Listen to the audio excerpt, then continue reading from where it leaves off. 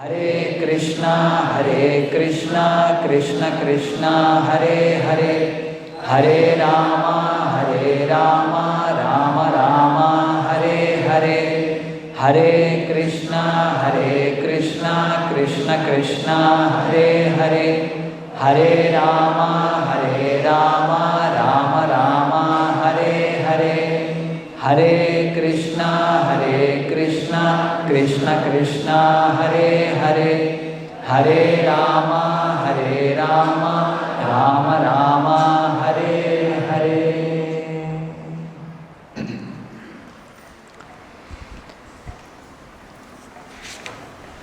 ದೇವಹೂತಿ ಮತ್ತು ಕರ್ದಮ ಮುನಿಗಳು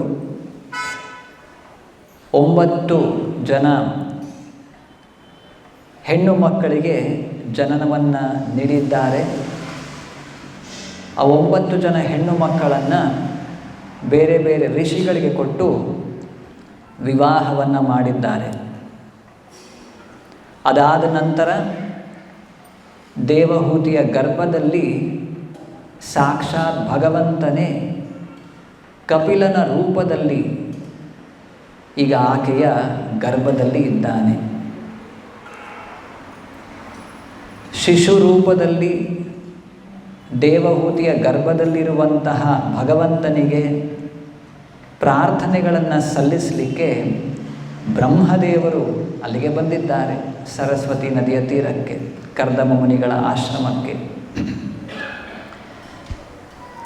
ದೇವಹೂತಿ ಮತ್ತು ಕರ್ದಮ ಮುನಿಗಳನ್ನು ಉದ್ದೇಶಿಸಿ ಬ್ರಹ್ಮದೇವರು ಹೇಳ್ತಿರುವಂತಹ ಮಾತುಗಳು ಇವು. ಈ ಶ್ಲೋಕಗಳಲ್ಲಿ ಭಗವಂತ ಯಾರು ಒಬ್ಬ ಸಾಮಾನ್ಯ ಮಗುವಿನ ರೀತಿ, ಶಿಶುವಿನ ರೀತಿ, ಒಬ್ಬ ಜೀವಿಯ ರೀತಿ ತಾಯಿಯ ಗರ್ಭದಲ್ಲಿ ಭಗವಂತನೂ ಈಗ ಇದ್ದಾನೆ, ಹಾಗಂದ ಮಾತ್ರಕ್ಕೆ ಅವನನ್ನು ಒಬ್ಬ ಸಾಮಾನ್ಯ ಮನುಷ್ಯ ಅಂತ ನಾವು ಪರಿಗಣನೆ ಮಾಡೋ ಹಾಗೆ ಇಲ್ಲ. ಇದು ಈ ಶ್ಲೋಕದ ಸಾರ. ನೋಡೋಣ. ವೇದಾಹಂ ಆದ್ಯಂ ಪುರುಷಂ. ವೇದ ಅಂದರೆ ನಾನು ತಿಳಿದಿದ್ದೇನೆ. ಏನು? ಆದ್ಯಂ ಪುರುಷಂ ಅವತೀರ್ಣಂ. ಆದಿಪುರುಷ ಭಗವಂತ ಈಗ ಅವತಾರ ತಗೊಂಡು ಬಂದಿದ್ದಾನೆ. ಹೇಗೆ? ಸ್ವಮಾಯಯ, ಅವನ ಅಂತರಂಗ ಶಕ್ತಿಯ ಮೂಲಕ. ಭಗವಂತನಿಗೆ ಹಲವಾರು ಶಕ್ತಿಗಳಿವೆ. ಅಂತರಂಗ ಶಕ್ತಿ ಮತ್ತು ಬಹಿರಂಗ ಶಕ್ತಿ ಪ್ರಧಾನವಾದದ್ದು. ಈ ಭೌತಿಕ ಜಗತ್ತು ಅವನ ಬಹಿರಂಗ ಶಕ್ತಿ. ಆದರೆ ಆಧ್ಯಾತ್ಮಿಕ ಜಗತ್ತು ಮತ್ತು ಭಗವಂತನೇ ಈ ಭೌತಿಕ ಜಗತ್ತಿಗೆ ಬಂದಾಗ ಆತ ಬಹಿರಂಗ ಶಕ್ತಿಯ ಅಧೀನಕ್ಕೆ ಆತ ಬರೋದಿಲ್ಲ. ನಾವೆಲ್ಲ ಸಾಮಾನ್ಯ ಜೀವಿಗಳು ಬಹಿರಂಗ ಶಕ್ತಿಯ ಅಧೀನಕ್ಕೆ ಬಂದು ನಾವು ಬಹಿರಂಗ ಶಕ್ತಿಯ 3 ಗುಣಗಳ ಪ್ರಭಾವಕ್ಕೆ ಒಳಗಾಗಿ ನಮಗೆ ಬೇಡವೆನಿಸಿದ್ರೂ ಕೂಡ ಎಷ್ಟೆಲ್ಲ ಚಟುವಟಿಕೆಗಳಲ್ಲಿ, ಕ್ರಿಯೆಗಳಲ್ಲಿ ನಾವು ತೊಡಗಿಬಿಡುತ್ತೇವೆ, ಬಂಧನಕ್ಕೆ ಒಳಗಾಗಿಬಿಡುತ್ತೇವೆ. ಆದರೆ ಭಗವಂತನದ್ದು ಈ ರೀತಿಯಲ್ಲ. ಆತ ಈ ಭೌತಿಕ ಜಗತ್ತಿಗೆ ಅವತಾರ ಎತ್ತಿ ಬಂದಾಗ ಕೂಡ ಬಹಿರಂಗ ಶಕ್ತಿಯ ಅಧೀನಕ್ಕೆ ಒಳಗಾಗೋದಿಲ್ಲ. ಸ್ವಮಾಯಯ, ಅವನ ಅಂತರಂಗ ಶಕ್ತಿಯ ಅಂತರಂಗ ಸ್ವಮಾಯಯ, ಅದರ ಮೂಲಕ ಬರ್ತಾನೆ. ಭೂತಾನಾಂ ಶೇವಧಿಂ ದೇಹಂ. ಶೇವಧಿ ಅಂದರೆ ರಿಸರ್ವಾಯರ್ ಅಥವಾ ಒಂದು ದೊಡ್ಡ ಏನು ಖಜಾನೆ ಅಂತ ಹೇಳ್ತೇವೆ, ಅಥವಾ ಎಲ್ಲ ಉಡುಗೊರೆಗಳು ಅಥವಾ ಎಲ್ಲ ಬೆನಿಡಿಕ್ಷನ್ಸ್, ಏನು ಯಾವ ಜೀವಿಗಳು ಏನು ಕೇಳಿದ್ರೂ ಕೂಡ ಕೊಡಲಿಕ್ಕೆ ಭಗವಂತನಲ್ಲಿ ಎಲ್ಲವೂ ಇದೆ. ಅಷ್ಟು ಶಕ್ತಿ ಅವನಲ್ಲಿ ಇದೆ. ಅಂತಹ ಭಗವಂತ ಭೂತಾನಾಂ ಶೇವಧಿಂ ದೇಹಂ. ಜೀವಿಗಳು ಏನನ್ನು ಬಯಸಿದ್ರೂ ಕೂಡ ಆ ಎಲ್ಲವನ್ನು ಕೊಡಲಿಕ್ಕೆ ಶಕ್ತಿ ಅವನಲ್ಲಿ ಇದೆ. ಅದೇ ಭೂತಾನಾಂ ಶೇವಧಿಂ ದೇಹಂ ಬಿಭ್ರಾಣಂ ಕಪಿಲಂ ಮುನೆ. ಅಂತಹ ಭಗವಂತ ಈಗ ಬಿಭ್ರಾಣಂ, ಈಗ ಧರಿಸಿದ್ದಾನೆ. ಯಾವ ದೇಹವನ್ನು? ಕಪಿಲ ಮುನೆ. ಕಪಿಲ ಮುನಿಗಳ ರೂಪದಲ್ಲಿ ಈಗ ಭಗವಂತ ಬಂದು ದೇವಹೂತಿಯ ಗರ್ಭದಲ್ಲಿ ಆಶ್ರಯವನ್ನು ಪಡ್ಕೊಂಡಿದ್ದಾನೆ. ಎಲೈ ಕರ್ದಮನೆ, ಆದಿಮನಾದ ದೇವೋತ್ತಮ ಪರಮಪುರುಷನು ತನ್ನ ಅಂತರಂಗ ಶಕ್ತಿಯಿಂದ ಈಗ ಅವತಾರ ಮಾಡಿದ್ದಾನೆ ಎಂಬುದನ್ನು ನಾನು ತಿಳಿದಿದ್ದೇನೆ. ಅವನು ಜೀವಿಗಳು ಬಯಸಿದುದೆಲ್ಲವನ್ನೂ ಕೊಡುವವನು ಮತ್ತು ಈಗ ಅವನು ಕಪಿಲ ಮುನಿಯ ಶರೀರವನ್ನು ತಾಳಿರುವನು. ಶ್ರೀಲ ಪ್ರಭುಪಾದರು ಹಲವಾರು ಕಡೆಗಳಲ್ಲಿ ಈ ಒಂದು ಕಥೆಯನ್ನು ಹೇಳ್ತಾರೆ. ಭಗವಂತನ ಅವತಾರ ಈ ಭೌತಿಕ ಜಗತ್ತಿನಲ್ಲಿ ಹೇಗೆ ಅಂತ. ಒಬ್ಬ ದೇಶದ ದೊರೆ, ರಾಜ, ಆತ ಆ ದೇಶದ ಎಲ್ಲ ಕಡೆಗಳಲ್ಲಿ ಸಂಚಾರವನ್ನು ಮಾಡ್ತಾನೆ. ಅಲ್ಲಿಯ ಆಡಳಿತ ವ್ಯವಸ್ಥೆಯನ್ನು ಪರಿಶೀಲನೆ ಮಾಡಲಿಕ್ಕೆ ಎಲ್ಲ ಕಡೆ ಸಂಚಾರ ಮಾಡ್ತಾನೆ. ಹಾಗೆ ಆ ದೇಶದ ಒಂದು ಕಾರಾಗೃಹ, ಬಂದಿಖಾನೆ, ಪ್ರಿಸನ್ ಹೌಸ್, ಅಲ್ಲಿಗೂ ಕೂಡ ಹೋಗ್ತಾನೆ. ಅಲ್ಲಿ ವ್ಯವಸ್ಥೆ ಸರಿಯಾಗಿ ನಡೀತಿದೆಯಾ? ಅಲ್ಲಿರುವಂತಹ ಕೈದಿಗಳಿಗೆ ಆಹಾರ ಇನ್ನಿತರ ಅವಶ್ಯಕತೆಗಳು ಅಲ್ಲಿ ಅವರಿಗೆ ಸಿಗ್ತಾ ಇದೆಯಾ? ಫಾರ್ ರೆಫರ್ಮೇಷನ್, ಅವರು ಮಾಡಿದಂತಹ ದುಷ್ಕೃತ್ಯ ಅಥವಾ ಕೆಟ್ಟ ಮನಸ್ಥಿತಿಯಿಂದ ಪರಿವರ್ತನೆ ಹೊಂದಿ ಒಳ್ಳೆಯ ಮನಸ್ಥಿತಿ ಬಂದು ಆ ಕಾರಾಗೃಹದಿಂದ ಹೊರಗೆ ಬಂದು ಸಾಮಾನ್ಯ ಜೀವನವನ್ನು ಸಾಮಾನ್ಯರಂತೆ ನಡೆಸಲಿಕ್ಕೆ ಅಲ್ಲಿ ವ್ಯವಸ್ಥೆ ಇದೆಯಾ? ಇವೆಲ್ಲವನ್ನು ಪರಿಶೀಲನೆ ಮಾಡಲಿಕ್ಕೆ ಆ ದೇಶದ ದೊರೆ ಕೂಡ ಆ ಕಾರಾಗೃಹವನ್ನು ಕೆಲವೊಮ್ಮೆ ಪ್ರವೇಶ ಮಾಡ್ತಾನೆ, ಒಳಗಡೆ ಹೋಗ್ತಾನೆ ನೋಡಲಿಕ್ಕೆ. ಅಲ್ಲಿ ಹೋದಾಗ ಹಲವಾರು ಜನ ಕೈದಿಗಳಿದ್ದಾರೆ, ಅಲ್ಲಿಯ ಸಿಬ್ಬಂದಿ ವರ್ಗ ಇದ್ದಾರೆ. ಅವರೆಲ್ಲರನ್ನು ಮಾತನಾಡಿಸ್ಬಹುದು, ಕೆಲವು ಕೈದಿಗಳನ್ನು ಕೂಡ ಮಾತನಾಡಿಸ್ಬೋದು ಫೀಡ್ಬ್ಯಾಕ್ ತಗೊಳ್ಳಿಕ್ಕೆ. ಆಗ ಒಬ್ಬ ಕೈದಿ ಕೇಳ್ತಾನಂತೆ, ನಿನ್ನ ನಂಬರ್ ಎಷ್ಟು ಅಂತ. What is your number? ಎಲ್ಲ ಕೈದಿಗಳಿಗೆ ಒಂದು ನಂಬರ್ ಕೊಟ್ಟಿರ್ತಾರೆ. ಅದೆಲ್ಲ ಅವರು ಬಟ್ಟೆಯ ಮೇಲೆ ದೊಡ್ಡದಾಗಿ ಹಚ್ಚನ್ನು ಹೊಡೆದಿರ್ತಾರೆ. ನಿನ್ನ ನಂಬರ್ ಎಷ್ಟು? ನಿನ್ನ ನಂಬರ್ ಇಲ್ಲ, ನಿನ್ನ ನಂಬರ್ ಎಷ್ಟು ಅಂತ ಕೇಳ್ತಾರೆ. ಆ ದೇಶದ ರಾಜನಿಗೆ ಯಾವುದು ನಂಬರ್ ಇಲ್ಲ. ಅವರು ಧರಿಸಿದಂತಹ ವಸ್ತ್ರವನ್ನು, ಸಮವಸ್ತ್ರ, ಯೂನಿಫಾರ್ಮ್, ಅದನ್ನು ಆ ದೇಶದ ರಾಜ ಆತ ಧರಿಸಬೇಕು ಅಂತಿಲ್ಲ.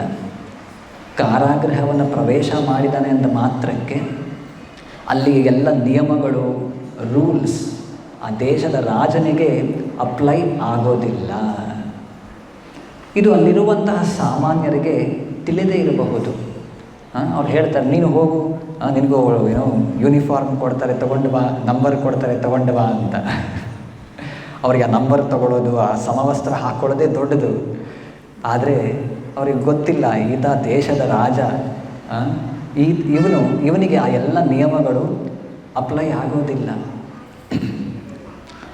ಆ ಕಾರಾಗೃಹಕ್ಕೆ ಹೋದರೂ ಕೂಡ ತನ್ನ ರಾಜನ ಒಂದು ಎಲ್ಲ ದೊಡ್ಡ ತಲೆ ಮೇಲೆ ಕಿರೀಟ, ಎಲ್ಲ ವಜ್ರ ಬಂಗಾರದ ಆಭರಣಗಳನ್ನು ತೊಟ್ಟುಕೊಂಡೇ ಆತ ಪ್ರವೇಶ ಮಾಡ್ತಾನೆ.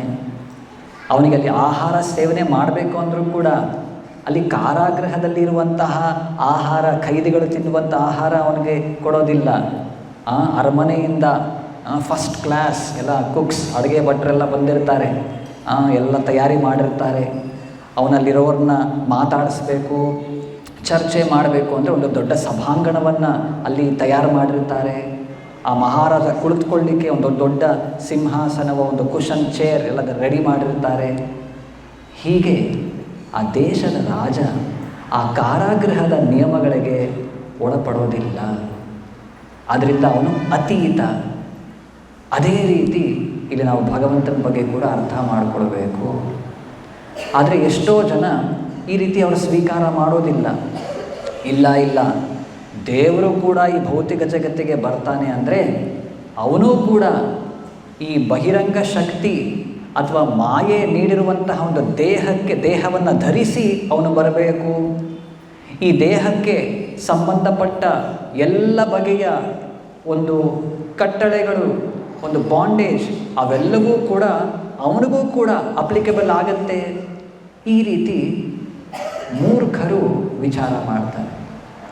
ಅದನ್ನೇ ಭಾವಾರ್ಥದಲ್ಲಿ ಪ್ರಭುಪಾದರು ಹೇಳ್ತಾರೆ. ಭಗವದ್ಗೀತೆಯಲ್ಲಿ ಕೃಷ್ಣ ಹೇಳೋದು, ಅವಜಾನಂತಿ ಮಾಂ ಮೂಢಾ ಮಾನುಷೀಂ ತನುಮಾಶ್ರಿತಂ ಪರಂ ಭಾವಂ ಅಜಾನಂತೋ ಮಮ ಭೂತ ಮಹೇಶ್ವರಂ. ಅವಜಾನಂತಿ, ಇಲ್ಲಿ 3 ಪದಗಳಿದೆ. ಜಾನಂತಿ, ಅಜಾನಂತಿ ಮತ್ತು ಅವಜಾನಂತಿ. ಜಾನಂತಿ ಅಂದರೆ ಯಥಾವತ್ತಾಗಿ ಅರ್ಥ ಮಾಡಿಕೊಳ್ಳೋದು, ತಿಳುವಳಿಕೆ ಇರೋದು, ವಿತ್ ನಾಲೆಡ್ಜ್, ಜ್ಞಾನ ಹೊಂದಿರೋದು, ಸರಿಯಾದ ಜ್ಞಾನ. ಅಜಾನಂತಿ ಅಂದರೆ ಏನು ಗೊತ್ತಿಲ್ಲ, ತಿಳುವಳಿಕೆ ಇಲ್ಲದೆ ಇರೋದು, ವಿತೌಟ್ ನಾಲೆಡ್ಜ್, ಯಾವುದು ಏನು ಅವರಿಗೆ ಜ್ಞಾನ ಇಲ್ಲ, ಅಜಾನಂತಿ. ಆದರೆ ಇಲ್ಲಿ ಕೃಷ್ಣ ಯಾವ ಪದವನ್ನು ಬಳಸೋದು? ಅವಜಾನಂತಿ. Fools deride me when I appear in this material world in the human form. ಮೂರ್ಖರು ಭಗವಂತನನ್ನು ದೇ ಡಿರೈಡ್. ಇಲ್ಲ ಇವನು ದೇವರಲ್ಲ. ನೋಡಿ ಎಷ್ಟೆಲ್ಲ ಎಲ್ಲೆಲ್ಲ ಹೋಗಿ ಬೆಣ್ಣೆ ಎಲ್ಲ ಕದೀತಾನೆ, ಏನೆಲ್ಲ ಬೇರೆ ಬೇರೆ ತಪ್ಪು ಕೃತ್ಯಗಳನ್ನು ಮಾಡ್ತಾನೆ. ಇದು ಅವಜಾನಂತಿ ಅಥವಾ ಅವಹೇಳನ, ತಪ್ಪಾಗಿ ತಿಳಿಯೋದು, ತಪ್ಪಾಗಿ ವ್ಯಾಖ್ಯಾನಿಸೋದು, ರಾಂಗ್ ಇಂಟರ್ಪ್ರಿಟೇಷನ್ ಕೊಡೋದು, ಇವೆಲ್ಲವೂ ಕೂಡ ಮೂರ್ಖರು ಮಾಡುವಂತಹದ್ದು. ಹಾಗಾಗಿ ಕೃಷ್ಣ ತನ್ನ ಲೀಲೆಗಳ ಮೂಲಕ ತೋರಿಸ್ತಾನೆ ಆತ ಯಾರು ಅಂತ. 3 ತಿಂಗಳ ಕೂಸು ಆಗಿದ್ದಾಗಲೇ ದೊಡ್ಡ ರಾಕ್ಷಸಿ ಪೂತನಿಯನ್ನು ಕೃಷ್ಣ ಕೊಂದಿದ್ದಾನೆ. 7 ವರ್ಷದ ಬಾಲಕ ಇದ್ದಾಗ ದೊಡ್ಡ ಗೋವರ್ಧನ ಗಿರಿಯನ್ನು ತನ್ನ ಎಡಗೈ ಕಿರುಬೆರಳಲ್ಲಿ ಎತ್ತಿದ್ದಾನೆ. ಯಾರಿಗೆ ಸಾಧ್ಯ ಇದು? 16,000 ರಾಣಿಯರನ್ನು ವಿವಾಹವಾಗಿ ಆಕೆಯಲ್ಲಿ 16,000 ಅರಮನೆಗಳಲ್ಲಿ ಆತ ಏಕಕಾಲದಲ್ಲಿ ವಾಸ ಮಾಡಿದ್ದಾನೆ. ಇದು ಯಾರಿಗೆ ಸಾಧ್ಯ? ಸಾಮಾನ್ಯ ಮನುಷ್ಯರಿಗೆ ಸಾಧ್ಯನಾ? ಇಲ್ಲವೇ ಇಲ್ಲ. ಆದರೂ ಸಾಕಷ್ಟು ಜನ ಈ ರೀತಿ ಕೃಷ್ಣನ ಬಗ್ಗೆ ಅವಹೇಳನಕರ ಮಾತುಗಳನ್ನು ಆಡ್ತಾರೆ. ಅವನು ಒಬ್ಬ ಸಾಮಾನ್ಯ ಮನುಷ್ಯ, ಏನೋ ದೊಡ್ಡ ತಪಸ್ಸನ್ನು ಮಾಡಿ ಅವನು ಒಳ್ಳೆ ಪುಣ್ಯಕರ್ಮ ಮಾಡಿ ಆ ರೀತಿ ಆ ಒಂದು ಸ್ಥಾನವನ್ನು, ಶಕ್ತಿಯನ್ನು ಪಡ್ಕೊಂಡಿದ್ದ. ನಾನು ಕೂಡ ಪುಣ್ಯ ಮಾಡಿ, ನಾನು ತಪಸ್ಸನ್ನು ಮಾಡಿ ನಾನು ಕೂಡ ದೇವರಾಗಬಹುದು. ಈ ರೀತಿ ಎಲ್ಲ ಮೂರ್ಖರು ಹೇಳುವಂತಹ ಮಾತು. ಇದೇ ಭಾಗವತದಲ್ಲಿ ನಾವು ನೋಡ್ತೇವೆ. ಬ್ರಹ್ಮದೇವರು ಕೂಡ ಕೆಲವೊಮ್ಮೆ ಬಿವಿಲ್ಡರ್ಮೆಂಟ್, ದಿಗ್ಭ್ರಮೆಗೆ ಒಳಗಾಗ್ಬಿಡುತ್ತಾರೆ. ಕೃಷ್ಣ ಅಘಾಸುರನನ್ನು ಕೊಂದು ತನ್ನ ಎಲ್ಲ ಸ್ನೇಹಿತರ ಜೊತೆ ಕುಳಿತಿದ್ದಾನೆ. ಮಧ್ಯಾಹ್ನ ಊಟವನ್ನು ಮಾಡ್ತಾ ತನ್ನ ಒಂದು ಎಡಗೈನಲ್ಲಿ ಅನ್ನ ಮೊಸರು ಹಿಡ್ಕೊಂಡು ತಿಂತಿದ್ದಾನೆ. ಆಗ ಏನು ಕೃಷ್ಣ ಎಲ್ಲ ದೇವರು ಅಂತ ಹೇಳ್ತಾರೆ. ಈತ ಕೂಡ ಸಾಮಾನ್ಯ ಒಬ್ಬ ಬಾಲಕ, ವೃಂದಾವನದಲ್ಲಿರೋದು. ಅವನ್ನ ಪರೀಕ್ಷೆ ಮಾಡಬೇಕು ಅಂತ ಬ್ರಹ್ಮದೇವರು ಕೂಡ ಆ ಎಲ್ಲ ಗೋಪ ಬಾಲಕರನ್ನು, ಹಸುಗಳನ್ನು, ಕರುಗಳನ್ನು ಕದ್ಕೊಂಡು ಹೋಗ್ಬಿಡ್ತಾನೆ. ಇದನ್ನೆಲ್ಲ ನೋಡ್ತೇವೆ ಬ್ರಹ್ಮದೇವರಿಗೆ. ಆಮೇಲೆ ಕೊನೆಯಲ್ಲಿ ಅವ್ರಿಗೂ ಕೂಡ ಸಾಕ್ಷಾತ್ಕಾರ ಆಗುತ್ತೆ, ರಿಯಲೈಸೇಷನ್ ಆಗುತ್ತೆ. ಕೃಷ್ಣ ಸಾಮಾನ್ಯನಲ್ಲ, ದೇವೋತ್ತಮ ಪರಮ ಪುರುಷ. ಈಗ ವೃಂದಾವನಕ್ಕೆ ಬಂದು ಒಬ್ಬ ಸಾಮಾನ್ಯ ಬಾಲಕನ ರೀತಿ ಹಲವಾರು ಲೀಲೆಗಳಲ್ಲಿ ಆತ ತೊಡಗಿದ್ದಾನೆ. ಅವನನ್ನು ಅರ್ಥ ಮಾಡಿಕೊಳ್ಳೋದು ಅಷ್ಟು ಸುಲಭ ಅಲ್ಲ. ಆತನೇ ಗೋವಿಂದಂ ಆದಿಪುರುಷಂ ತಮಹಂ ಭಜಾಮಿ. ಅವನೇ ಗೋವಿಂದ, ಆದಿಪುರುಷ. ಈ ರೀತಿ ಆಗಲೇ ಹೇಳಿದಾಗ ಇನ್ನು ಕೆಲವರು he is a powerful man by performing good ಕರ್ಮ ಆ್ಯಂಡ್ ತಪಸ್ಯ. ಒಳ್ಳೆ ಕರ್ಮ, ತಪಸ್ಸನ್ನು ಮಾಡಿ ಆ ರೀತಿ ಶಕ್ತಿ ಪಡ್ಕೊಂಡಿದ್ದಾನೆ, ಈ ರೀತಿ ಹೇಳ್ತಾರೆ. ಇನ್ನು ಕೆಲವರು the supreme is impersonal but comes down as Rama and Krishna in the mode of goodness. ಭಗವಂತ ನಿರಾಕಾರ, ಸತ್ವಗುಣದಲ್ಲಿ ರಾಮ, ಕೃಷ್ಣ ಇನ್ನಿತರ ಭಗವಂತನ ಬೇರೆ ಬೇರೆ ಅವತಾರಗಳನ್ನೆತ್ತಿ ಅದು ಸತ್ವಗುಣದ ಒಂದು ಮೂರ್ತಿ ವ್ಯಕ್ತ ಅಷ್ಟೇ. ಭಗವಂತ ನಿರಾಕಾರ, ಅವನಿಗೆ ಆಕಾರ ಇಲ್ಲ. ಈ ಭೌತಿಕ ಜಗತ್ತಿನಲ್ಲಿರುವಂತಹ ಸತ್ವಗುಣ, ರಜೋಗುಣ, ತಮೋಗುಣ ಅಂತ ಹೇಳ್ತೇವೆ. ಸತ್ವಗುಣದ ಅಧೀನಕ್ಕೆ ಬಂದು ಭಗವಂತ ಈ ರೀತಿ ರಾಮ, ಕೃಷ್ಣ ಇನ್ನಿತರ ಬೇರೆ ಬೇರೆ ರೂಪಗಳನ್ನು, ಭೌತಿಕ ರೂಪಗಳನ್ನು ಧರಿಸ್ಕೊಳ್ತಾನೆ. ಈ ರೀತಿ ತಪ್ಪಾಗಿ ವ್ಯಾಖ್ಯಾನಿಸ್ತಾರೆ. ಆದರೆ ಭಗವಂತನ ಭಕ್ತರಿಗೆ ಮಾತ್ರ ಸ್ಪಷ್ಟವಾಗಿ ಗೊತ್ತು.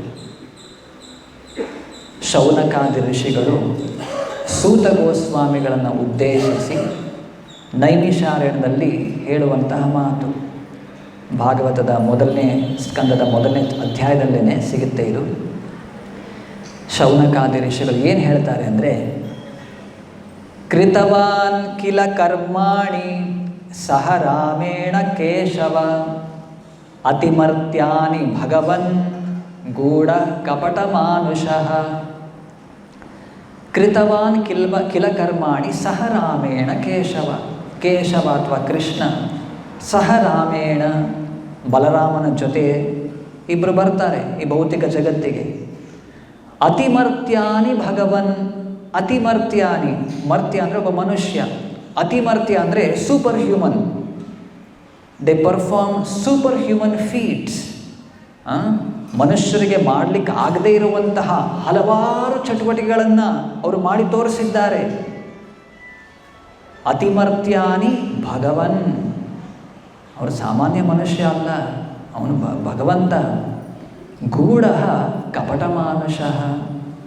ಗೂಢ ಅಂದರೆ ಕನ್ಸೀಲ್ಡ್, ಏನೋ ಒಂದು ವಸ್ತ್ರ ಅಥವಾ ವೇಷ ಧರಿಸಿದ್ದಾನೆ. ಕಪಟ ಮಾನುಷಃ, ಮಾನುಷ ಅಂದರೆ ಮನುಷ್ಯ, ಕಪಟ ಮಾನುಷ ಅಂದರೆ ನಿಜವಾದ ಮನುಷ್ಯ ಅಲ್ಲ.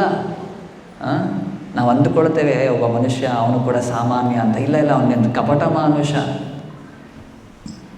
ಕಪಟ ಅಂದರೆ ಆರ್ಟಿಫಿಷಿಯಲ್.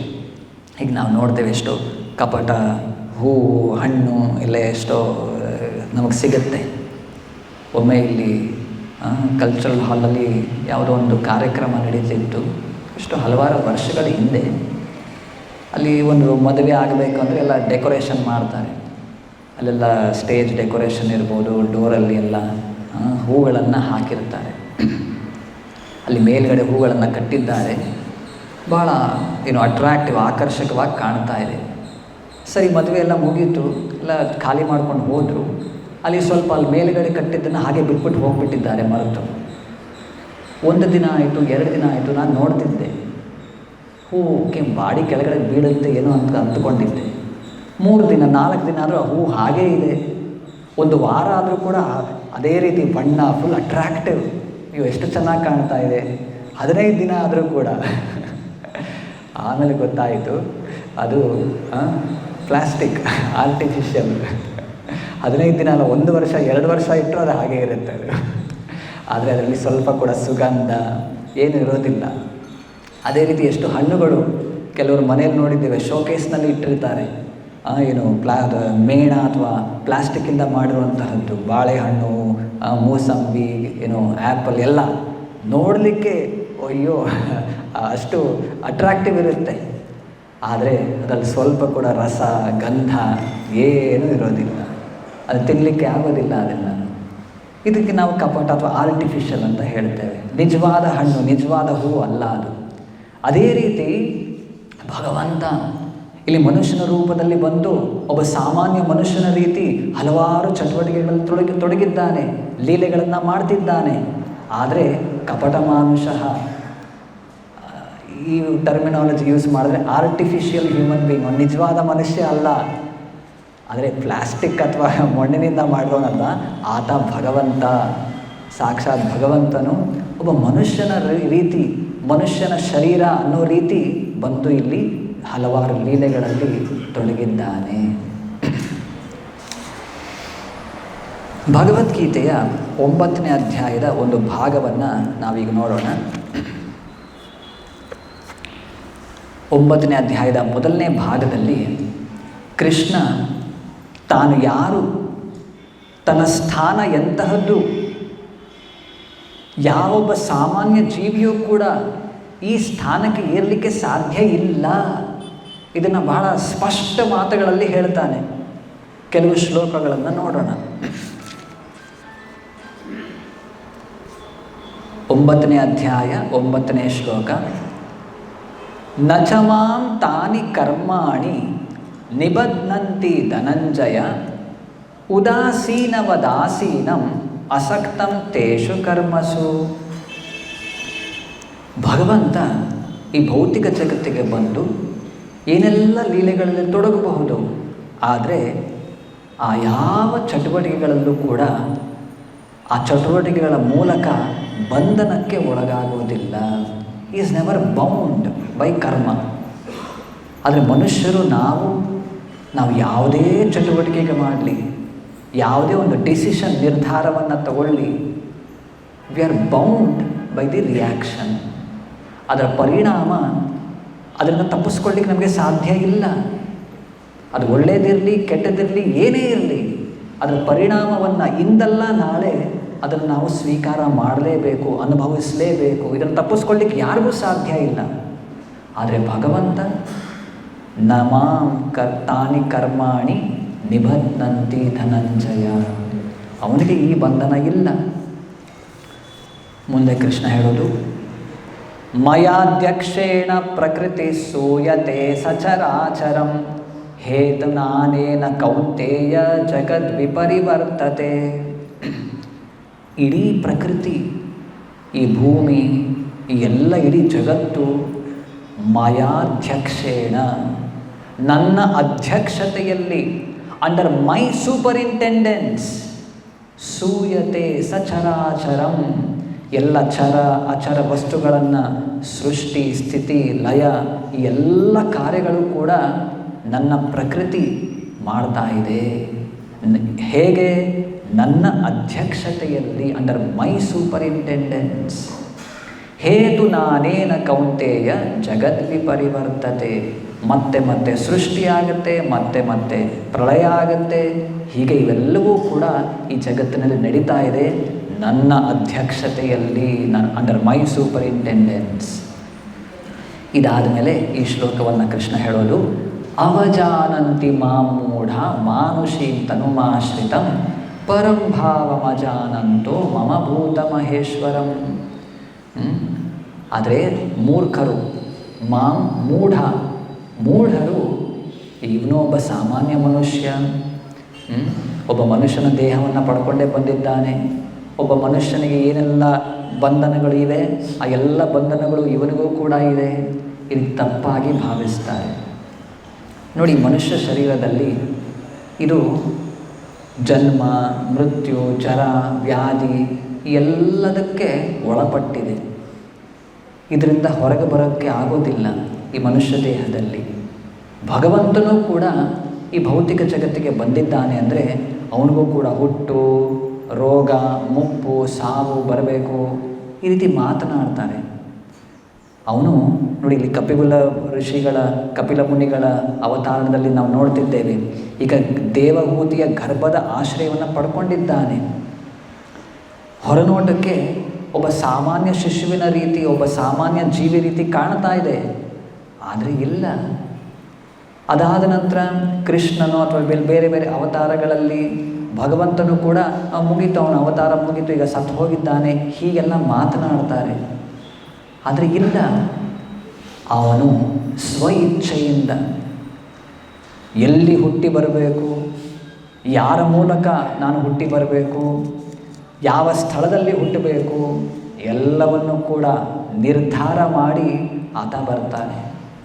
ಯಾವಾಗ ಎಲ್ಲಿಂದ ಹೇಗೆ ಇಲ್ಲಿಂದ ಮತ್ತೆ ವಾಪಸ್ ಹೋಗಬೇಕು ಆತ ನಿರ್ಧಾರ ಮಾಡಿರ್ತಾನೆ. ನಮಗದನ್ನು ನಿರ್ಧಾರ ಮಾಡಲಿಕ್ಕಾಗತ್ತಾ? ಇಲ್ಲವೇ ಇಲ್ಲ. ಬರೀ ನೆನ್ನೆ 2 ದಿನಗಳ ಹಿಂದೆ ಒಂದು ಕಡೆಯಿಂದ ಇನ್ನೊಂದು ಕಡೆ ಹೋಗಲಿಕ್ಕೆ ಒಂದು ವಿಮಾನದಲ್ಲಿ ಕುಳಿತುಕೊಂಡಿದ್ದಾರೆ. ಯಾರು ಗೊತ್ತಿತ್ತು ಹೀಗಾಗತ್ತೆ ಅಂತ? ಕೆಲವು ಸೆಕೆಂಡ್, ಕೆಲವು ನಿಮಿಷಗಳಲ್ಲಿ ಮುಗೀತು ಅವರ ಜೀವನ. ನಮಗೆ ನಿರ್ಧಾರ ಮಾಡಲಿಕ್ಕಾಗತ್ತಾ? ನಮ್ಮ ಅಂತ್ಯ ಈ ರೀತಿ ಆಗಬೇಕು, ಈ ಸ್ಥಳದಲ್ಲಾಗಬೇಕು, ಇಷ್ಟು ವರ್ಷಗಳ ನಂತರ ಈ ಸಮಯದಲ್ಲಾಗಬೇಕು? ಇಲ್ಲವೇ ಇಲ್ಲ. ಯಾವ ಸಮಯದಲ್ಲೋ ಯಾವ ಸ್ಥಳದಲ್ಲೋ ಸಾವು ಬಂದು ನಮ್ಮನ್ನು ಇಲ್ಲಿಂದ ಹೊತ್ಕೊಂಡು ಹೋಗ್ಬಿಡ್ಬಹುದು. ಆದರೆ ಲೀಲೆಗಳು ಈ ರೀತಿ ಆದದ್ದಲ್ಲ. ಯಾವಾಗ ಇಲ್ಲಿಂದ ಹೋಗಬೇಕು, ರಿಟರ್ನ್ ಆಗಬೇಕು, ಅವನು ನಿರ್ಧಾರ ಮಾಡ್ತಾನೆ. ಇದೇ ನಮಗೆ ಮತ್ತು ಭಗವಂತನಿಗೆ ಇರುವ ವ್ಯತ್ಯಾಸ. ಮೋಘಾಶ ಮೋಘ ಕರ್ಮಾಣು ಮೋಘ ಜ್ಞಾನ ವಿಚೇತಸಃ ರಾಕ್ಷಸೀಂ ಆಸುರೀಂ ಚೈವ ಪ್ರಕೃತಿ ಮೋಹಿನೀಂ ಶ್ರಿತಾಃ. ಯಾರು ಈ ರೀತಿ ವಿಚಾರ ಮಾಡ್ತಾರೆ, ಭಗವಂತನದು ಕೂಡ ಒಂದು ಭೌತಿಕ ದೇಹ, ಭೌತಿಕ ದೇಹದಲ್ಲೇ ಇಲ್ಲಿ ಬಂದು ಅವನು ಭೌತಿಕ ಬಂಧನಕ್ಕೆ ಒಳಗಾಗಿದ್ದಾನೆ, ಈ ರೀತಿ ಯಾರು ಹೇಳ್ತಾರೆ, ಮೋಘಾಶ ದೇರ್ ಹೋಪ್ಸ್ ಫಾರ್ ಲಿಬರೇಷನ್. ಮೋಘ ಅಂದರೆ ಬ್ಯಾಫಲ್ಡ್. ಮೋಘ ಕರ್ಮಾಣ ಅವರ ಎಲ್ಲ ಚಟುವಟಿಕೆಗಳು ಮೋಘ. ಮೋಘ ಜ್ಞಾನ, ಅವರ ಜ್ಞಾನ ನಾಲೆಡ್ಜ್ ಅದು ಕೂಡ ಎಲ್ಲ ನಾಶ ಆಗುತ್ತೆ. ಈ ರೀತಿ ಅವರ ಜ್ಞಾನ, ಅವರ ಚಟುವಟಿಕೆಗಳು, ಅವರ ಮುಕ್ತಿಗೆ ಇರುವಂತಹ ಅಭಿಲಾಷೆ, ಎವ್ರಿಥಿಂಗ್ ವಿಲ್ ಬಿ ಬ್ಯಾಫಲ್ಡ್. ಅವರು ಭಗವಂತನ ಸರಿಯಾಗಿ ಅರ್ಥ ಮಾಡಿಕೊಳ್ಳದೇ ಇದ್ದರೆ. ಅದಕ್ಕೆ ವಿರುದ್ಧವಾಗಿ ಭಕ್ತರು ಹೇಗೆ ಅರ್ಥ ಮಾಡಿಕೊಳ್ತಾರೆ, ಮಹಾತ್ಮಾನಸ್ತು ಮಾಂ ಪಾರ್ಥ ದೈವೀಂ ಪ್ರಕೃತಿಮಾಶ್ರಿತಾ ಭಜಂತಿ ಅನನ್ಯ ಮನಸ್ಸೋ ಜ್ಞಾತ್ವಾ ಭೂತಾದಿಂ ಅವ್ಯಯಂ. ಭಕ್ತರು ಹೇಗೆ ಅರ್ಥ ಮಾಡ್ಕೊಳ್ತಾರೆ ಅಂದರೆ, ಭಗವಂತನು ಭೂತಾದಿಂ ಅವ್ಯಯಂ, ಎಲ್ಲ ಜೀವಿಗಳ ಮೂಲ ಭಗವಂತ. ಆತನು ಅವ್ಯಯ, ಇನ್ಎಕ್ಸಾಸ್ಟಿಬಲ್. ನಮ್ಮ ದೇಹ ಹುಟ್ಟು ಸಾವು ಮುಪ್ಪು ಎಲ್ಲ ಚಕ್ರಕ್ಕೆ ಒಳಪಟ್ಟಿದೆ. ಭಗವಂತನ ದೇಹ ಈ ರೀತಿ ಆದದ್ದಲ್ಲ, ಅದು ಸಂಪೂರ್ಣ ಆಧ್ಯಾತ್ಮಿಕ ಶರೀರ. ಈ ರೀತಿ ಅರ್ಥ ಮಾಡಿಕೊಂಡು ಏನು ಮಾಡ್ತಾರೆ, ಭಜಂತಿ ಅನನ್ಯ ಮನಸಃ, ಮನಸ್ಸನ್ನು ಅತ್ತ ಇತ್ತ ಚಲಿಸಲಿಕ್ಕೆ ಕೊಡದೆ ಅವರು ಸತತವಾಗಿ ಭಗವಂತನ ಮೇಲೆ ತಮ್ಮ ಮನಸ್ಸನ್ನು ಕೇಂದ್ರೀಕರಿಸಿರ್ತಾರೆ. ಮತ್ತು ಕೊನೆಯಲ್ಲಿ ಕೃಷ್ಣ ಹೇಳೋದು, ಸತತಂ ಕೀರ್ತಯಂತೋ ಮಾಂ ಯತಂತಶ್ಚ ದೃಢವ್ರತಾಃ ನಮಸ್ಯಂತಶ್ಚ ಮಾಂ ಭಕ್ತ್ಯ ನಿತ್ಯಯುಕ್ತ ಉಪಾಸತೆ. ಹೀಗೆ ಸತತವಾಗಿ ನನ್ನ ಕೀರ್ತನೆಯಲ್ಲಿ ತೊಡಗಿರ್ತಾರೆ, ನನಗೆ ನಮಸ್ಕಾರಗಳನ್ನು ಸಲ್ಲಿಸ್ತಾರೆ, ನನ್ನ ಭಕ್ತಿ ಸೇವೆಯಲ್ಲಿ ತೊಡಗಿರ್ತಾರೆ ಇಂಥ ಮಹಾತ್ಮರು.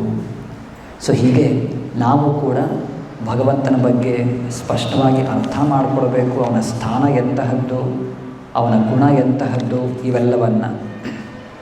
ಒಂದು ಸಣ್ಣ ಪ್ರಭುಪಾದರ ಒಂದು ಲೆಕ್ಚರ್, ಅವರ ಒಂದು ಪ್ರವಚನದ ಒಂದು ಕ್ಲಿಪ್ಪಿಂಗನ್ನು ಓದ್ತೇನೆ. ಇದೇ ಶ್ಲೋಕದ ಮೇಲೆ ಅವಜಾನಂತಿ ಮಾಂ ಮೂಢ ಪ್ರಭುಪಾದರು ಹೇಳ್ತಾರೆ, when Krishna was present 5000 years before, not that everyone could see him because they had no such eye.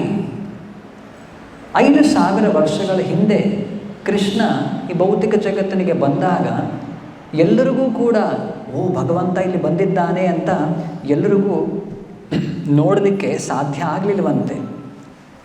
ಈ ಒಂದು ಉದಾಹರಣೆಯನ್ನು ಕೊಡ್ತಾರೆ. Suppose if president Johnson comes before us immediately, but if you have no acquaintance, if you have no information of the feature of President Johnson, even if he is present, we cannot see. ಆ ಕಾಲದಲ್ಲಿ ಅಮೇರಿಕಾದಲ್ಲಿ Johnson, president Johnson, ಆ ಅಮೇರಿಕಾದ ಅಧ್ಯಕ್ಷನೂ ಕೂಡ ರಾಷ್ಟ್ರಾಧ್ಯಕ್ಷ ಬಂದು ನಮ್ಮ ಮುಂದೆ ನಿಂತ್ಕೊಳ್ಳದೇ ಇದ್ದರೆ, ಅವನ ಬಗ್ಗೆ ನಮಗೆ ಮಾಹಿತಿ ಇಲ್ಲದೇ ಇದ್ದರೆ ನಮಗೇನೂ ಗೊತ್ತಾಗೋದಿಲ್ಲ. Will think, oh he may be an ordinary gentleman, as others come he has also come. ಎಷ್ಟೋ ಜನ ಬರ್ತಾರೆ ಹೋಗ್ತಾರೆ, ಇವನೊಬ್ಬ ಮನುಷ್ಯ ಬಂದ ಹೋದ ಈ ರೀತಿ ತಿಳ್ಕೊಳ್ತಾರೆ. ಆದರೆ ಅವನು ಇಡೀ ದೇಶದ ಅಧ್ಯಕ್ಷ, ಪ್ರೆಸಿಡೆಂಟ್. ಆದರೆ ಅವನ ಬಗ್ಗೆ ಮಾಹಿತಿ ಇಲ್ಲದೇ ಇದ್ದರೆ ಯಾರಿಗೂ ಗೊತ್ತಾಗೋದಿಲ್ಲ. Similarly, unless we know about Krishna by the symptoms, ಅದೇ ರೀತಿ ಕೃಷ್ಣನ ಬಗ್ಗೆ ಅವನ ಲಕ್ಷಣಗಳ ಮೂಲಕ ನಾವು ಅವನನ್ನು ಅರ್ಥ ಮಾಡಿಕೊಳ್ಳದೇ ಇದ್ದರೆ ನಮಗೂ ಕೂಡ ಕೃಷ್ಣನೇ ಬಂದು ನಮ್ಮ ಮುಂದೆ ನಿಂತರೂ ನಾವು ಅವನ್ನ ಗುರುತಿಸಲಿಕ್ಕೆ ಸಾಧ್ಯ ಆಗೋದಿಲ್ಲ. There are 2 mistakes. 2 ಬಗೆಯ ತಪ್ಪಿದೆ. ಯಾವುದು ಅಂದರೆ, to understand God as common man or to accept a common man as God. ಒಂದನೇ ತಪ್ಪು ಯಾವುದು? To understand God as common man, ಭಗವಂತ ನಮ್ಮ ರೀತಿ ಒಬ್ಬ ಸಾಮಾನ್ಯ ಮನುಷ್ಯ ಅಂದ್ಕೊಳ್ಳೋದು, ಇದು ಮೊದಲನೇ ತಪ್ಪು. ಎರಡನೇದು, to accept a common man as God, ಒಬ್ಬ ಸಾಮಾನ್ಯ ಮನುಷ್ಯನನ್ನು ದೇವರು ಅಂತ ನಾವು ಕರೆಯೋದು, ದೇವರು ಅಂತ ನಾವು ಸ್ವೀಕಾರ ಮಾಡೋದು. ಏನೋ ಸ್ವಲ್ಪ ಜಾದು ಮ್ಯಾಜಿಕ್ ಮಾಡ್ತಾರೆ, ಸ್ವಲ್ಪ ಬೂದಿಯನ್ನು ಕೊಡ್ತಾರೆ, ಏನೋ ಗೋಲ್ಡ್ ಚೈನ್ ಏನೋ ಮಾಡ್ತಾರೆ, ಅವರು ದೇವರು, ಈ ರೀತಿ ಅಲ್ಲ. ಇಲ್ಲ. ಮತ್ತು ದೇವರನ್ನ ಹೇಗೆ ಅರ್ಥ ಮಾಡ್ಕೊಳ್ಬೇಕು, ಯಾರ ದೇವರು ಅಂತ? So one has to understand. That understanding is there in the Bhagavad Gita. ಭಗವಂತ ಯಾರು, ಅವನ ಲಕ್ಷಣಗಳು ಏನು, ಎಲ್ಲ ಮಾಹಿತಿ ಭಗವದ್ಗೀತೆಯಲ್ಲಿದೆ. God himself, Krishna himself is describing about himself, so there is no difficulty.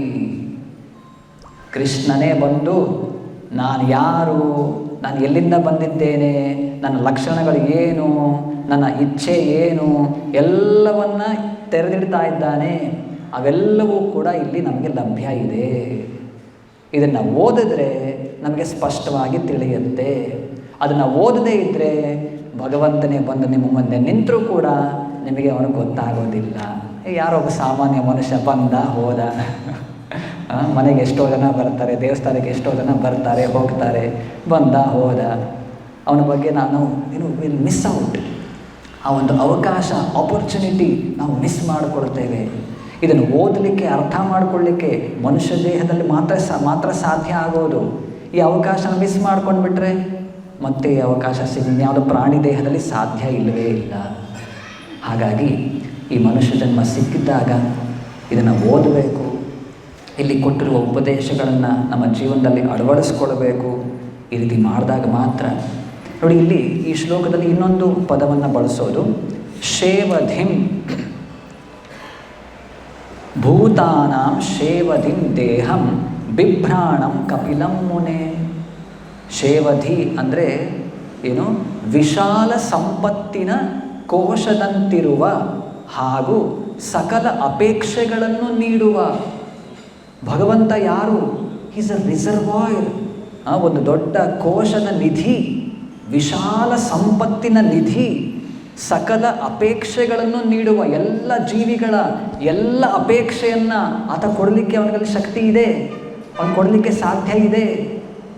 ನೋಡಿ, ನಮ್ಮ ಪ್ರತಿಯೊಬ್ಬರಿಗೂ ಕೂಡ ಮನುಷ್ಯ ದೇಹದಲ್ಲಿ ನಮಗೆ ಏನೋ ಬೇಕು. We are in shortage.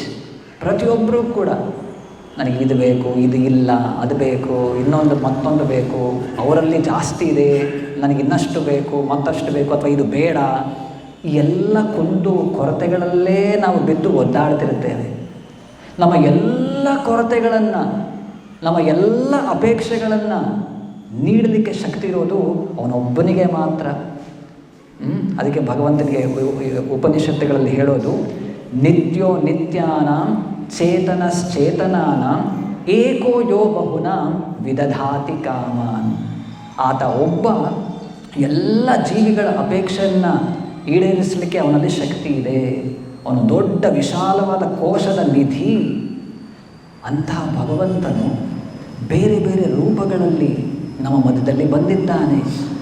ಅವನ ನಾಮರೂಪದಲ್ಲಿ ಆತ ಇದ್ದಾನೆ. ಈಗ ಅವನ ಶ್ರೀ ವಿಗ್ರಹ ಅರ್ಚ ರೂಪದಲ್ಲಿ ಆತ ನಮ್ಮೊಂದಿಗೆ ಇದ್ದಾನೆ. ಅವನ ಸಂದೇಶ ಭಗವದ್ಗೀತೆ ಭಾಗವತದ ಮೂಲಕ, ಅವನ ಲೀಲೆಗಳ ಮೂಲಕ ನಮ್ಮೊಂದಿಗೆ ಇದ್ದಾನೆ ಈಗಲೂ ಕೂಡ. ಅದನ್ನು ಅರ್ಥ ಮಾಡಿಕೊಂಡು ಅವನೊಂದಿಗೆ ಒಂದು ಸಂಪರ್ಕವನ್ನು ಸಾಧಿಸಲಿಕ್ಕೆ ನಾವು ಪ್ರಯತ್ನ ಮಾಡಬೇಕು. ಇದು ಮನುಷ್ಯ ಜನ್ಮದಲ್ಲಿ ಮಾತ್ರ ಸಾಧ್ಯ. ಈ ಅವಕಾಶವನ್ನು ಇಲ್ಲಾಂದರೆ ಮಿಸ್ ಮಾಡ್ಕೊಂಡು ಬಿಡ್ತೇವೆ. ನಾನು ಹೇಳಿದಾಗೆ ಎಲ್ಲರಿಗೂ ಕೊರತೆ ಇದೆ, ಏನೋ ಬೇಕು, ಏನಿಲ್ಲ ಅಂದ್ರೆ ನಮ್ಮ ಅಲ್ಟಿಮೇಟ್ಲಿ ನಾವು ಕೂಡ ಜೀವಾತ್ಮರು. ನಮ್ಮ ಸ್ವರೂಪ ಸತ್ ಚಿತ್ ಆನಂದ. We want happiness. ಸಂತೋಷ, ಆನಂದ ಎಲ್ಲರಿಗೂ ಬೇಕು. ಬೇರೆ ಬೇರೆ ರೀತಿಗಳಲ್ಲಿ ಅದನ್ನು ಹುಡುಕ್ಲಿಕ್ಕೆ ನಾವು ಪ್ರಯತ್ನ ಪಡ್ತೇವೆ. ಕೆಲವರು ಹಣ ಬೇಕು ಅಂತ, ಕೆಲವರು ರಿಲೇಷನ್ಶಿಪ್ ಇರ್ಬೋದು, ಕೆಲವರು ನೇಮ್ ಆ್ಯಂಡ್ ಫೇಮ್, ಬೇರೆ ಬೇರೆದನ್ನು ಅಪೇಕ್ಷಿಸ್ತಾರೆ.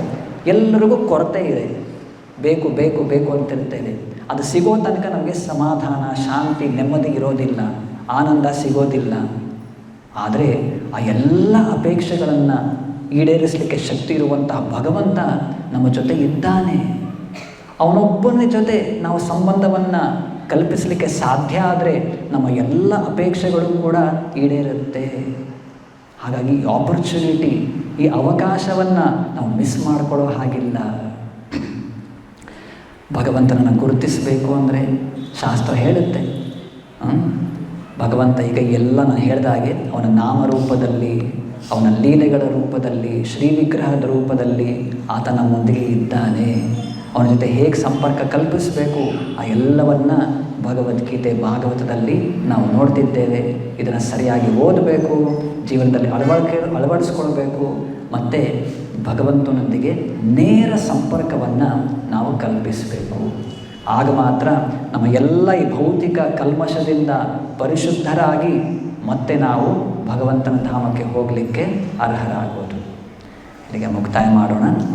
ಗ್ರಂಥರಾಜ್ ಶ್ರೀಮದ್ ಭಾಗವತಂ ಕಿ, ಶ್ರೀಲ ಪ್ರಭುಪಾದೆ ಕಿ.